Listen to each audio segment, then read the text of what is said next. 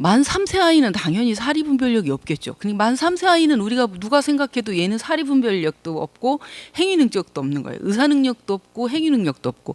하지만 만 17세 정도 된 아이가 과연 의사 능력이 없을까요? 그 아이가 가서 슈퍼에 가서 혹은 뭐 그 어디 서점에 가서 또 흔히 인터넷 상거래를 통해서 5만 원, 10만 원, 20만 원짜리 구매를 하죠. 그럴 때 그 아이의 사리분별력이 없느냐? 거의 대부분 없다고 할 수 없을 거예요. 하지만 여전히 행위 능력은 없는 것이거든요. 그래서 행위 능력 없는 효과가 뭐냐면 부모가 언제든지 그 계약을 취소할 수 있는 권한이 있는 거예요. 그 행위 자체가 무효는 아닌데 만약에 만 3세 아이가 가서 20만 원짜리 핸드폰을 샀다면 그것은 무조건 무효입니다. 의사 능력이 없기 때문에. 근데 만 17세 아이가 가서 핸드폰을 20만 원짜리 샀다. 그러면 그건 원칙적으로 유효하다고 볼 거예요. 왜냐하면 그 아이가 의사 능력, 사리분별력이 있다고 보기 때문에. 하지만 여전히 행위 능력은 없기 때문에 그 부모가 언제든지 그 계약을 취소할 수 있는 거죠.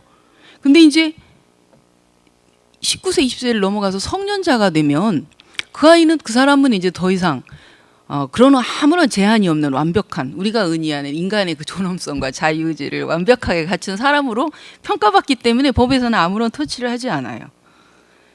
그래서 결국은 이제 사실은 의사 능력을 상실했다고 보여질 의심의 선에 있거나 혹은 치매라는 것이 장기적으로 발병 이후에 서서히 진행되는 것이기 때문에 어느 한 시점을 탁 잡았을 때 이 사람이 과연 그 시점에서 분별력 완전히 상실했다고 의사 무능력자라고 볼 수 있느냐라는 건 굉장히 어려운 문제를 야기하거든요. 그래서 행위 능력은 법적으로 있는데 의사 능력이 없다고 볼 여지가 있는 상황이 발생하고 그런 상황을 둘러싸고 이해관계인들이 주로 이제 자녀들, 형제들이 재산 문제를 가지고 그 시점 어느 시점 당시에 이 사람이 의사 능력이 있었느냐 없었느냐를 가지고 법률상 다투게 되는 겁니다.